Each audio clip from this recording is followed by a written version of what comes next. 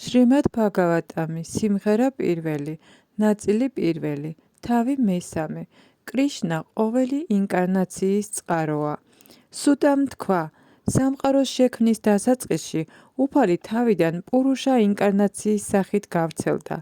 სამყაროსეულ ფორმაში და გამოავლინა მატერიალური სამყაროს შექმნისათვის საჭირო ყოველი ელემენტი. ამრიგად, პირველად მატერიალური ქმედების 16 პრინციპი შეიქმნა. ამის მიზანი მატერიალური სამყაროს შექმნა იყო. პურუშას ნაწილი წევს სამყაროს წყალში. მისი ჭიპის ტბიდან იზრდება ლოტოსის ღერო. ღეროს თავზე მყოფი ყვავილიდან კი ვლინდება ბრაჰმა, სამყაროს ყოველი შემოქმედის მეუფე.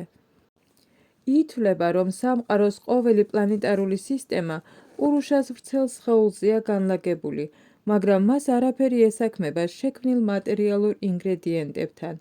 მისი სხეული მარად სულიერ ყოფიერებაშია.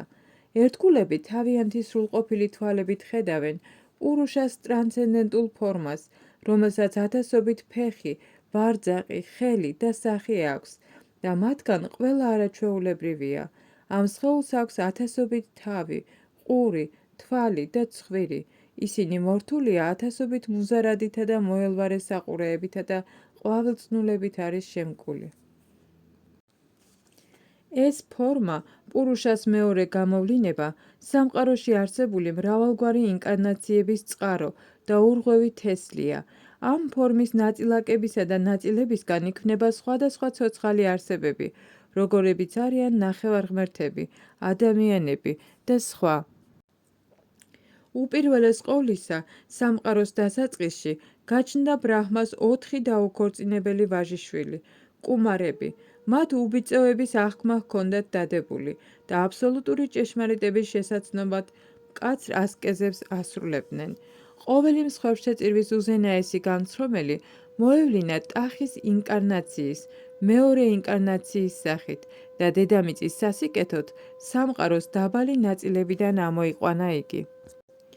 რშების ეპოქაში ღმრთების პიროვნება მოევლინა მესამე უფლებამოსილი ინკარნაციის დევარში ნარადას სახით, რომელიც დიდი ბრძენია ნახევარღმერთთა შორის. მან თავი მოუყარა ვედების განმარტებებს, რომლებიც ერთგულ სამსახურს ეხება და უანგარო შრომას მოუწოდებს. მეოთხე ინკარნაციაში უფალი გახდა ნარა ნარაიანა, მეფე თარმას ცოლის ტყუპი ვაჟები. ამრიგად, გრძნობათა კონტროლისათვის მან მკაცრი და სამაგალითო ეპითემიები გაიარა. მეხუთე ინკარნაცია, სახელად კაპილა, საუკეთესოა სრულყოფილ არსებათა შორის. მან ასური ბრაჰმანს სამყაროს ელემენტები და მეტაფიზიკა განუმარტა, რადგან დროთა განმავლობაში ეს ცოდნა დაკარგული იყო. პურუშას მეექვსე ინკარნაცია იყო ბრძენი ატრის შვილი. იგი დაიბადა ანასოიას მუცლიდან, რომელიც ინკარნაციის მოვლინებისათვის ლოცულობდა. მან ტრანსცენდენციის შესახებ უამბო ალარკას, პრაჰლადასა და სხვებს. მეშვიდე ინკარნაცია იყო იაჯნა, პრაჯაპატი რუჩისა და მისი ცოლის აკუტის ვაჟიშვილი. იგი სვაიამბუვა მანუს შეცვლის დროს იყო განმგებელი და მას ეხმარებოდნენ ნახევარღმერთები, რომელთა შორისაც მისი შვილი იამა იყო. მერვე ინკარნაცია იყო მეფე რშაბჰა, მეფე ნაფჰისა და მისი ცოლის მერუდევის შვილი. ამ ინკარნაციაში უფალმა აჩვენა სრულყოფილების გზა, რომელსაც მიჰყვებიან ისინი, ვინც სრულ კონტროლს უწევენ გრძნობებს და პატივცემულნი არიან ყოველი ფენის მიერ. ო ბრაჰმანებო, მეცხრე ინკარნაციაში ისმინა რა ბრძენების ვედრება, უფალმა მიიღო მეფის ბრთუს სხეული, რომელმაც მიწა დაამუშავა, რათა 1000 გვარი მოსავალი აეღო და ამის წყალობით დედამიწა მშვენიერი და მიმზიდველი გახადა. როდესაც ჩაქშუშა მანუს პერიოდის შემდეგ სრული წარღვნა მოხდა და მთელი სამყარო წყალში ჩაიძირა, უფალმა თევზის ფორმა მიიღო და გადაარჩინა ვაისვატა მანუ ჰყავდა რა იგი თავის ნავში. უფლის მე-11 ინკარნაციამ კუს სახე მიიღო. მისი ბაკანი საყრდენი იყო მთა მანდრაჩალასთვის, რომელსაც სამყაროს თეისტები და ათეისტები სადღეობლად იყენებდნენ. მე-12 ინკარნაციაში უფალი თანავატას სახით მოევლინა. მე-13 ინკარნაციაში კი ქალის მომხიბვლელი სილამაზით აცდნა ათეისტები და ნექტარი ნახევარ-ღმერთებს გადასცა დასალევად. მე-14 ინკარნაციაში უფალი მოევლინა სიმჰას სახით და ფრჩხილებით გაგლიჯა ათეისტი ჰირანიაკაშიპუს ძლიერი სხეული, როგორც ხურო ხლეჭს ლერწამს. მე-15 ინკარნაციაში უფალმა მიიღო ჯუჯა ბრაჰმანის, ვამანას სახე და მაჰარაჯა ბალის სხვებშეწირვის ადგილს ეწვია.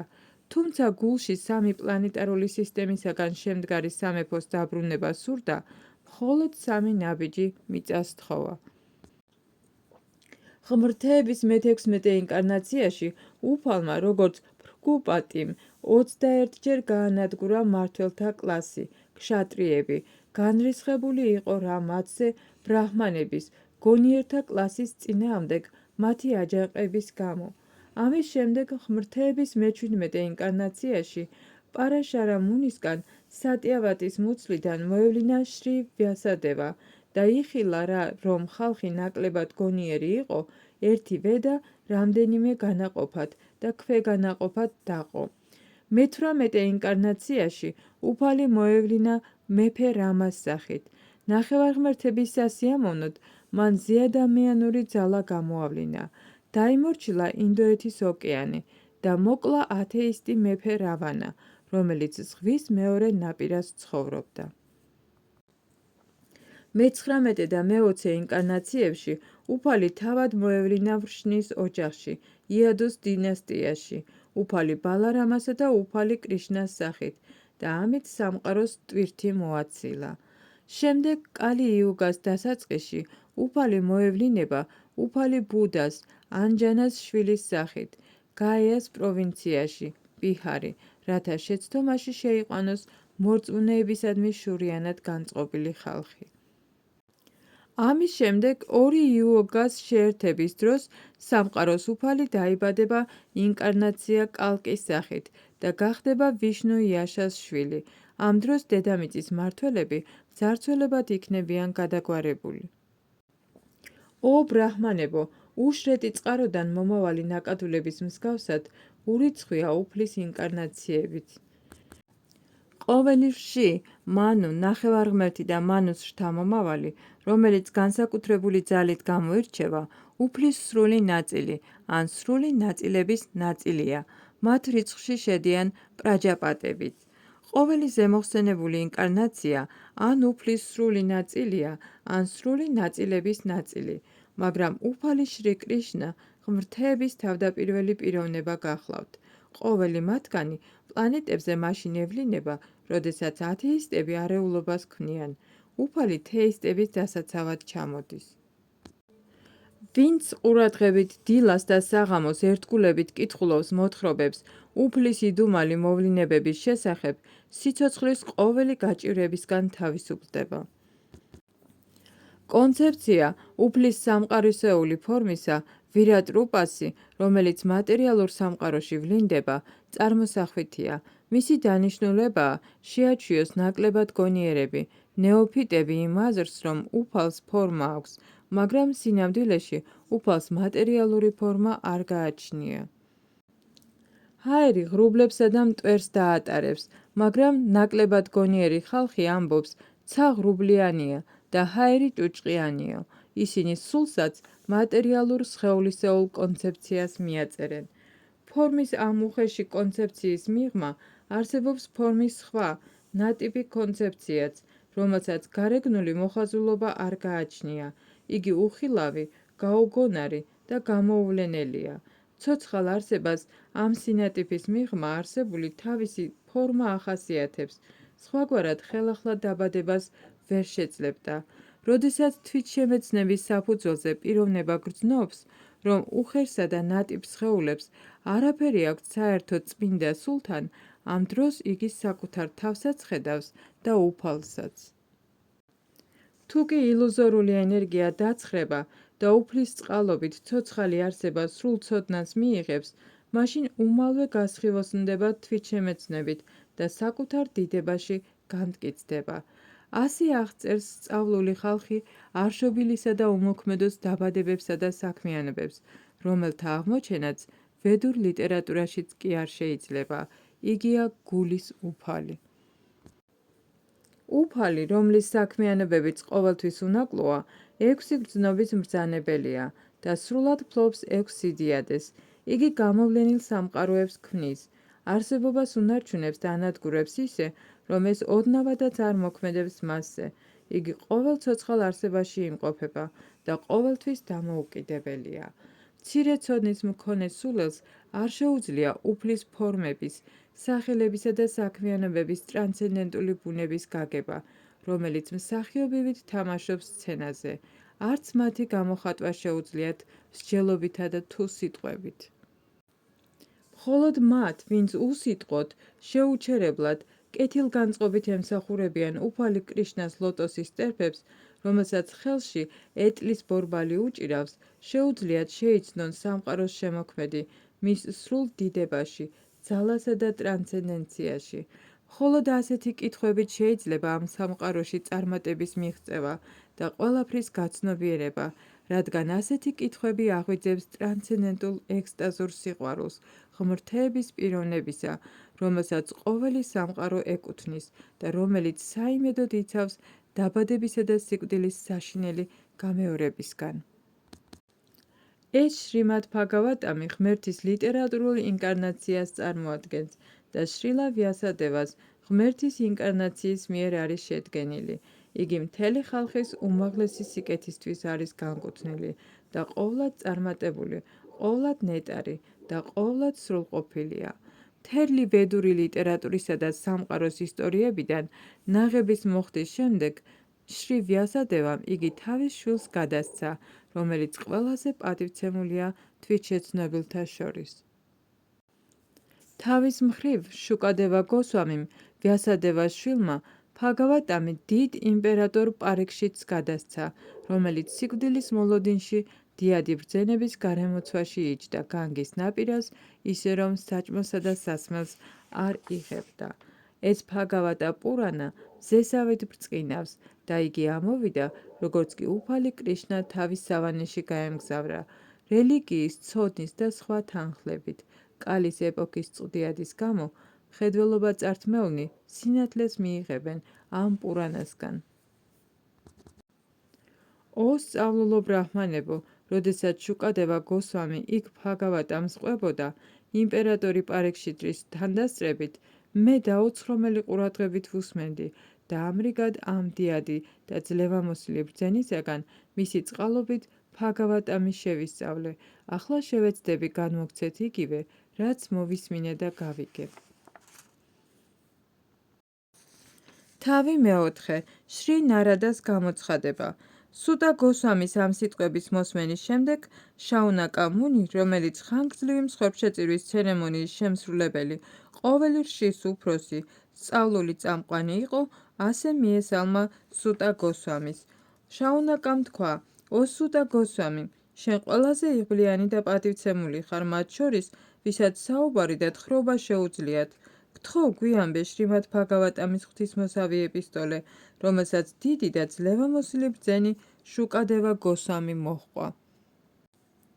როდის, სად და რატომ დაიწყო ეს? ვინ შთააგონა დიდი ბრძენი კრიშნა დვაიაპანა ვიასა ამ ნაწარმოების დაწერაზე? მისი ვიასადევას შვილი გახდა დიდი ერთგული, გაწონასწორებული მონისტი, ვისი ჭკუაც ყოველთვის მონიზმში იყო განმტკიცებული. იგი ტრანსცენდენტული იყო მატერიალისტური საქმიანობების მიმართ, მაგრამ თავს არ ამჟღავნებდა და უმეცარ პიროვნებას ჰგავდა. როდესაც შრი ვიასადევა თავის შვილს მიჰყვებოდა, მშვენიერმა მობანავე გოგონებმა, რომლებიც შიშვლები იყვნენ, სხეული ტანსაცმლით დაიფარეს, თუმცა თავად ვიასადევა შიშველი არ იყო, მაგრამ როცა მათ მისმა შვილმა ჩაუარა, ასე არ მოქცეულან. ბრძენმა ჰკითხა ამის შესახებ, გოგონებმა კი უპასუხეს, რომ მისი შვილი წმინდა იყო და მათი შეხედვისას ქალს და კაცს შორის განსხვავებას ვერ ხედავდა, მაგრამ ბრძენი ამჩნევდა ასეთ განსხვავებებს.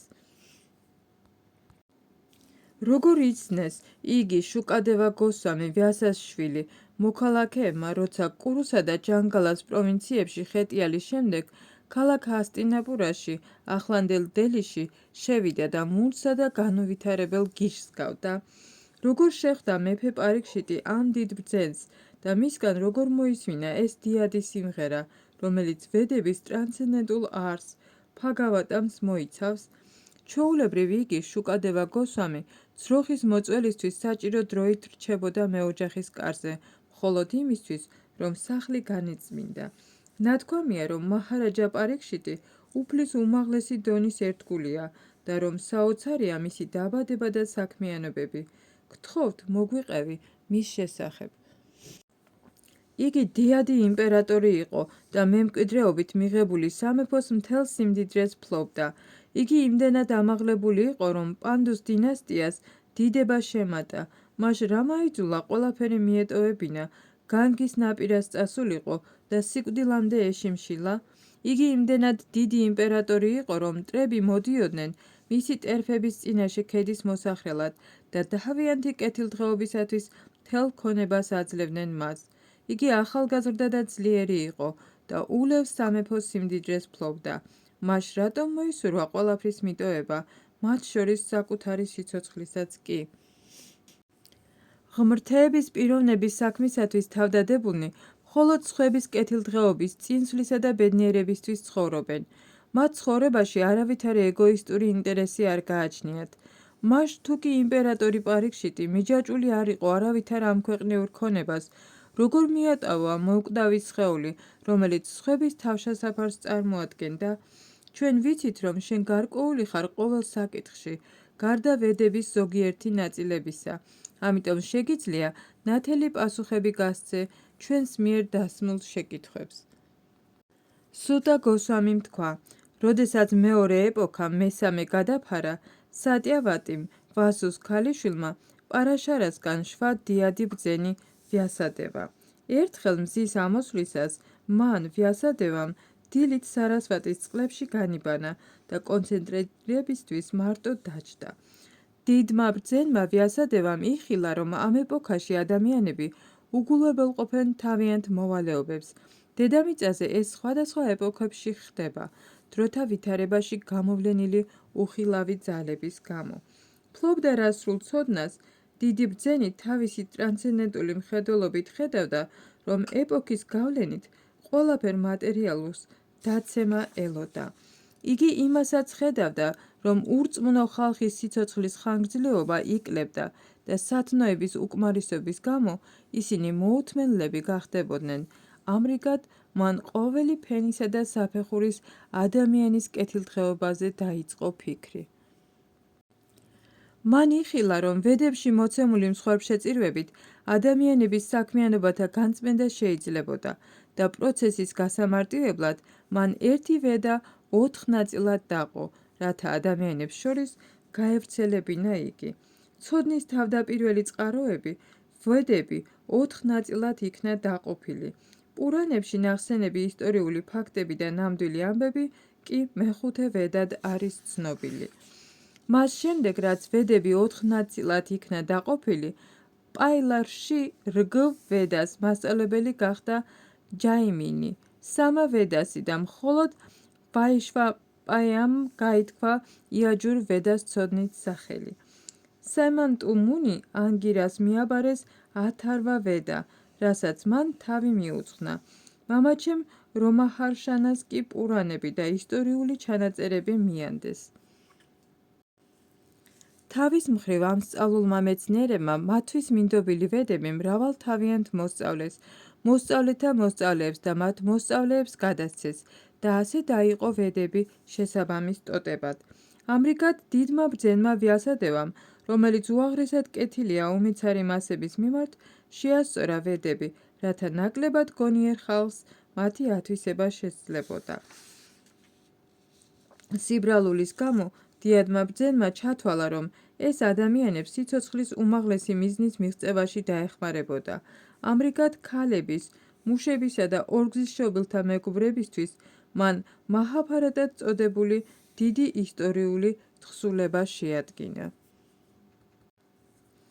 ო ორგზის ბრაჰმანებო, მისი ჭკუა მაინც ვერ დაკმაყოფილდა, თუმცა მთელი ხალხის კეთილდღეობისთვის შრომობდა. ამრიგად ბრძენმა, რომელიც გულში უკმაყოფილო იყო, დაფიქრდა, რადგან იცოდა რელიგიის არსი და საკუთარ თავს უთხრა: მე მკაცრი მოწაფეობრივი აღქმით, თვალთმაქცობის გარეშე ვეთაყვანებოდი ვედებს, სულიერ მოძღვარსა და სამსხვერპლო საკურთხეველს, ვიცავდი წესებსაც და წარმოვარჩინე მოწაფეობრივი თანმიმდევრობის მნიშვნელობა მაჰაბჰარატას განმარტებით, რომლითაც ქალებს, შუდრებსა და სხვებსაც ორგზიშობილთა მეგობრებს კი რელიგიის გზის დანახვა შეუძლიათ. მე ვგრძნობ, რომ რაღაც მაკლია, თუმცა ყველაფერი მაქვს, რაც ვედების მიხედვით არის საჭირო. ამის მიზეზი შეიძლება იყოს ის, რომ განსაკუთრებული ყურადღება არ გამიმახვილებია უფლის ერთგულ სამსახურზე, რომელიც ესოდონ სიამოვნებს ცოცხალ არსებებსაცა და შეუმცდარ უფალსაც. როგორც ვთქვით, როდესაც ვიასადევა თავის ნაკლოვანებებზე დარდობდა, ნარადა მოვიდა კრიშნა დვაიაპაიანა ვიასას ქოხში, რომელიც სარასვატის ნაპირას იდგა. შრი ნარადას სასიკეთო გამოჩენისთანავე, შრი ვიასადევა პატივისცემით წამოდგა და ისეთივე მოკრძალებით სცა მას თაყვანი, როგორც ბრაჰმაჯის შემოქმედს ერგება. თავი მეხუთე. ნარადა დარიგებებს აძლევს ვიასადევას შრიმად ბჰაგავატამის შესახებ. სუტა გოსვამიმ თქვა: ამრიგად, ღმერთთა შორის ბრძენი ნარადა მოხერხებულად დაჯდა და ღიმილის დაუფარავად ასე მიმართა ბრაჰმანთა შორის რშის, ვედა ვიასას. მიმართა რა ვიასადევას პარაშარას შვილს, ნარადამ ჰკითხა: კმაყოფილი ხარ თუ არა, რომ საკუთარი თავი გააიგავე სხეულთან და ჭკუასთან, როგორც თვითშემეცნების ობიექტთან? შენ ყველაფერი გამოიკვლიე და სრულყოფილ ცოდნას ფლობ. უეჭველია, რომ შენ დაწერე ვრცელი და საუცხოო ნაშრომი მაჰაბჰარატა, რომელშიც დაწვრილებით არის განმარტებული 1000 ვედური თანმიმდევრული საქმიანობა. შენ დაწვრილებით აღწერე უპიროვნო ბრაჰმანი და მისგან გამომდინარე ცოდნაც. მას ჩემო ძვირფასო პრაფუ, რატომ დარდობ და თვლი, რომ საქმე ბოლომდე არ მიგიყვანია?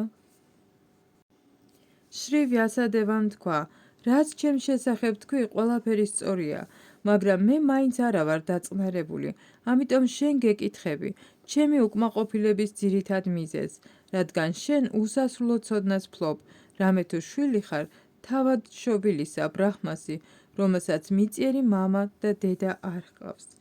ჩემო უფალო, შენ ყოველი საიდუმლოება იცი, რადგან თაყვანს სცემ მატერიალურ სამყაროს შექმნელს, გამანადგურებელს და სულიერის მასულთქმულებელს, მატერიალური ბუნების მოდუსებზე მაღლა მდგომ ღმრთების თავდაპირველ პიროვნებას. შენო უდიდებულესობავ, მზის მსგავსად სამივე სამყაროში მოგზაურობა და ჰაერივით ყველას გულში შეღწევა შეგიძლია. ამდენად შენ ყოვლის გამჭოლს ზესულს უტოლდები. ამიტომ გთხოვ, მიჩვენე ჩემი ნაკლოვანება. მიუხედავად იმისა, რომ ყოველი წესის დაცვისა და აღქმების შესრულების შედეგად ტრანსცენდენციაში ვარ ჩაფლული. შრი ნარადამ თქვა: სინამდვილეში შენ ხოტბა არ შეგისხამს ღმრთების პიროვნების ამაღლებული, უზადო დიდებისათვის. უფილოსოფია, რომელიც უფლის ტრანსცენდენტულ გრძნობებს სიამოვნებას არ ანიჭებს, უსარგებლოდ ითვლება. დიდო ბრძენო, თუმცა დაწვრილებით განმარტე 4 პრინციპი, რელიგიური საქმიანობებით დაწყებული, არ აგიღწერია უზენაესი პიროვნების ვასუდევას დიდება. წმინდანები ყვავების მწირობის ადგილებს ადარებენ იმ სიტყვებს, რომლებშიც აღწერილი არ არის დიდება უფლისა, ერთადერთისა, ვისაც მთელი სამყაროს განწმენდა შეუძლია, რადგან ყოვლად სრულყოფილი პიროვნებები ტრანსცენდენტულ სავანეში ცხოვრობენ, ისინი იქ ვერავითარ სიამოვნებას ვერ იღებენ. მაგრამ უსაზღვრო უზენაესი უფლის სახელის დიდების, ფორმების, გართობების და სხვათა ტრანსცენდენტული სიდიადის აღწერილობით სავსე ნაწარმოები არის ტრანსცენდენტული სიტყვებით აღსავსე, სხვაგვარი თხზულება, რომლის მიზანსაც მსოფლიოს შეცდომაში შეყვანილი ცივილიზაციის ბიწიერ სიცოცხლეში გადატრიალების მოხდენა წარმოადგენს. ასეთ ტრანსცენდენტულ ნაწარმოებს, არასრულყოფილადაც რომ იყოს შედგენილი, ისმენენ, მღერიან და აღიარებენ განწმენდილი ადამიანები, რომლებიც ყოვლად პატიოსნები არიან. ცოდნა თვითშემეცნების შესახებ ყოველგვარ მატერიალურ ელფერსაც რომ იყოს მოკლებული, მიმზიდველი არ არის შეუცდომელი ღმერთის კონცეფციის გარეშე. მას რა აზრი აქვს კარმიულ შრომას, რომელსაც თავიდანვე ტკივილი მოაქვს და ბუნებით წარმავალია, თუ კი უფლის ერთგულ სამსახურში არ გამოიყენება? ო ვიასადევა, შენი მხედველობა სრულყოფილია და შენი სახელი შეუბრალავი. განუხრელად იცავ აღქმებს და გულმართალი ხარ, ამიტომაც შეგიძლია ტრანსში იფიქრო უფლის გართობებზე, რათა მატერიალური ტყვეობიდან გაანთავისუფლო ხალხი. ყველაფერი, რისი აღწერაც შენ გსურს, რაც უფლისგან განცალკევებულად არის დანახული, უბრალოდ ურთიერთქმედებს სხვადასხვა ფორმებთან, სახელებთან და შედეგებთან, რათა ახალგზნოს ჭკუა, როგორც ქარი არხევს ნავს, რომელსაც ნავსაყუდელი არ აქვს. ბუნებით ხალხი განცხრომას ესწრაფვის და შენ ათასგვარად წააქეზე ისინი რელიგიის სახელით. ეს უდავოდ დასაგმობი და არაკეთილგონივრულია, რადგან ისინი შენს დარიგებებს მიჰყვებიან. ასეთ საქმიანობას რელიგიის სახელით შეასრულებენ და სრულიად დაივიწყებენ აკრძალვებს. უზენაესი უფალი უსაზღვროა, მხოლოდ უაღრესად გამოცდილი პიროვნება, რომელმაც მიატოვა მატერიალური ბედნიერებისათვის განკუთვნილი საქმიანობები, იმსახურებს სულიერი ფასეულობების ამ ცოდნის გაგებას. ამიტომ შენო უდიდებულესობაო, უზენაესი უფლის ტრანსცენდენტული საქმიანობების აღწერის, ტრანსცენდენტული შემეცნების გზები უჩვენე მათ, ვინც მატერიალური მიჯაჭვულობის გამო არასწორ გზას ადგანან. ვინც უფლის ერთგული სამსახურის დაწყების მიზნით თავს ანებებს მატერიალურ საქმიანობებს, ზოგჯერ სიმწიფის მიღწევამდე შეიძლება დაეცეს, მაგრამ წარუმატებლობის შემთხვევაშიც კი არაფერს კარგავს. მეორეს მხრივ კი არაერთგული, სრულყოფილადაც რომ ასრულებდეს დაწესებულ მოვალეობებს, ვერაფერს მიიღებს ამით. ჭეშმარიტად გონიერი და ფილოსოფიურად განწყობილი პიროვნებები უნდა ესწრაფოდნენ მხოლოდ იმ მიზანს, რომლის მიღწევაც შეუძლებელია უმაღლესი პლანეტიდან ბრაჰმალოკადან უმდაბლეს პატალაზე ხეტიალით. რაც შეეხება გრძნობათა დაკმაყოფილებით მიღწეულ ბედნიერებას, დროთა ვითარებაში იგი თავისთავად მოდის, ისევე როგორც დროთა ვითარებაში ჩვენი სურვილის მიუხედავად მოდის ტანჯვაც. ჩემო ძვირფასო ვიასა, ზოგჯერ უფალი კრიშნას ერთგული რაიმე მიზეზით, რომც დაეცეს, უდავოა, რომ იგი სხვების, კარმიული მშრომელების და სხვა მსგავს მატერიალურ ყოფიერებაში არ მოექცევა, რადგან პიროვნება, რომელმაც ერთხელ მაინც გამოსცადა უფლის ლოტოსის ტერფების გემო, სხვას ვერაფერს გააკეთებს, მხოლოდ კვლავ და კვლავ გაიხსენებს ამ ექსტაზს. უზენაესი უფალი, ღმრთების პიროვნება, თავად ეს კოსმოსია, მაგრამ მაინც განსხვავდება მისგან, მხოლოდ მისგან იღებს სათავეს ეს კოსმიური გამოვლინება, მასში განისვენებს და მასში შედის განადგურების შემდეგ. შენ ყველაფერი იცი ამის შესახებ, მეს მხოლოდ მოკლედ გითხარი. შენს უდიდებულესობას სრულყოფილი ხედვა აქვს, შენ ზესულის, ღმრთების პიროვნების შეცნობა შეგიძლია, რადგან უფლის სრულ ნაწილს წარმოადგენ. თუმცა არ შობილი ხარ, მთელი ხალხის საკეთილდღეოდ მოევლინე დედამიწას, ამიტომ გთხოვ, უფრო ნათლად აღწერე ღმრთების უზენაესი პიროვნების ტრანსცენდენტული გართობები.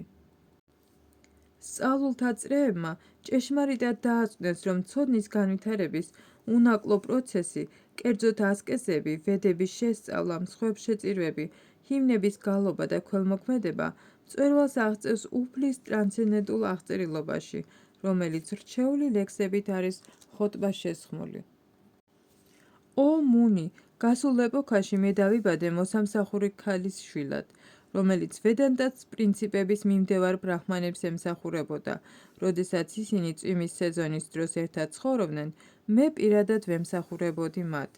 თუმცა ბუნებით მიუკერძოებელნი იყვნენ, ვედანტას ამ მიმდევრებმა თავიანთი უმიზეზო წყალობით მაკურთხეს მე კი თავშეკავება შემეძლო და თუმცა ბიჭი ვიყავი, თამაში არ მიზიდავდა. გარდა ამისა არ ვცელქობდი და არც საჭიროზე მეც ვლაპარაკობდი. მათი ნებართვით მხოლოდ ერთხელ ავიღე მათი საჭვლის ნარჩენები და ამის შედეგად ერთბაშად გავთავისუფლდი მთელი ცოდვებისაგან. ამის წყალობით ჩემი გული განიწმინდა და ტრანსცენდენტალისტის ბუნება მიმზიდველი გახდა ჩემთვის. ვიასადება, იმ დიდი ვედანტისტების წყალობით, მათთან ურთიერთობაში უფალი კრიშნას მიმზიდველი საქმიანობების შესახებ ვისმენდი და ყურადღებით მოსმენის შედეგად განუწყვეტლივ მეზრდებოდა ღმრთების პიროვნების შესახებ მოსმენის გემო. დიდო ბრძენო, როგორც კი ღმრთების პიროვნებისადმი სწრაფვა ვიგრძენი, შეუნელებელი ყურადღებით შევუდექი უფლის შესახებ მოსმენას და ჩემი სწრაფი ზრდასთან ერთად თანდათანობით მივხვდი, რომ მხოლოდ უმეცრების გამო მივიღე ეს უხეში და ნატიფი საფარლები, რადგან უფალიც და მეც ტრანსცენდენტულნი ვართ. ამრიგად, წელიწადის 2 დროის, წვიმის სეზონის და შემოდგომის განმავლობაში საშუალება მომეცა მესმინა დიდი ბრძენებისთვის, რომლებიც განუწყვეტლივ გალობდნენ უფალი ჰარის შეუღალავ დიდებას. როდესაც ჩემში ერთგულმა სამსახურმა დაიწყო დინება, ბნებისა და უმეცრების მოდუსების საფარვლები გაქრა. მე ძალიან მივეჩვია ამ ბრძენებს, მორჩილად ვიქცეოდი და მათი სამსახურის შედეგად მთელი ცოდვებისგან განვიწმინდე. გულში ძლიერ მწამდა მათი.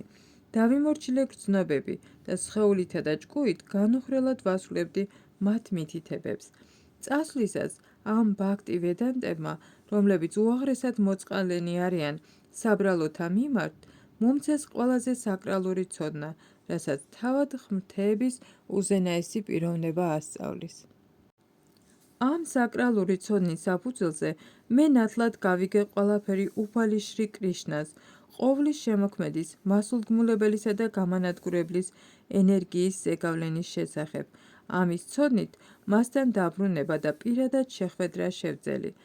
ბრაჰმანო ვიასადება, სწავლულებმა დაასკვნეს, რომ ყოველი მღელვარებისა და გაჭირვებისაგან თავის დახსნის საუკეთესო სამკურნალო საშუალებას საკუთარი საქმიანობის უზენაესი უფლის, ღმრთების პიროვნების, შრი კრიშნას სამსახურისადმი მიძღვნა წარმოადგენს. კეთილოსულო, ხომ მართალია, რომ დაავადების გამომწვევი მიზეზი კურნავს ამ ავადმყოფობას თუ კი წამლად იქნება გამოყენებული? ამრიგად, როდესაც ადამიანი ყოველ საქმიანობას უფლის სამსახურს უძღვნის, იგივე საქმიანობა, რომელიც მის განუწყვეტელ ტყვეობას იწვევდა, შრომის ხეს ჭრის. უფლის მისიის შესასრულებლად ამ ცხოვრებაში გაწეულ ნებისმიერ შრომას ეწოდება ფაქტი იოგა, ანუ უფლის ტრანსცენდენტული სასიყვარულო სამსახური და ის, რაც ცოდნის სახელით არის ცნობილი, თანმხლები ფაქტორი ხდება. შრი კრიშნას, ღმრთების უზენაესი პიროვნების განკარგულების მიხედვით, მოვალეობის შესრულების შედეგად ადამიანს განუწყვეტლივ ახსოვს უფალი, მისი სახელები და მისი თვისებები. მოდით ყველამ ვიგალობათ ვასუდევასა და მისი სრული ექსპანსიების, პრადიუმნას, ანირუთასა და სანკარშანას დიდება. ამრიგად, ის ხედავს ჭეშმარიტად, ვინც ტრანსცენდენტული ბგერითი განსახიერებით სახით ცემს თაყვანს ღმრთების უზენაეს პიროვნებას, ვიშნუს, რომელსაც მატერიალური ფორმა არ გააჩნია. ბრაჰმანო, ამრიგად, უზენაესმა უფალმა კრიშნამ ჯერ უფლის შესახებ ტრანსცენდენტული ცოდნა მომცა, როგორც იგი ვედების საკრალურ ნაწილებშია მოცემული, შემდეგ სულიერი სიმდიდრე და ბოლოს მისი ინტიმური სასიყვარულო სამსახური. ამიტომ გთხოვ აღწერე ყოვლისშემძლე უფლის საქმიანობები, რომლებიც ვედების ვრცელი ცოდნით შეისწავლე, რადგან ეს დააკმაყოფილებს დიდი სწავლულების წყურვილს და ამავე დროს შეამსუბუქებს უბრალო ხალხის გაჭირებას, რომელიც ყოველთვის მატერიალური უბედურებებით იტანჯება. მართლაც არ არსებობს ამ გაჭირვებებისგან ხსნის სხვა საშუალება.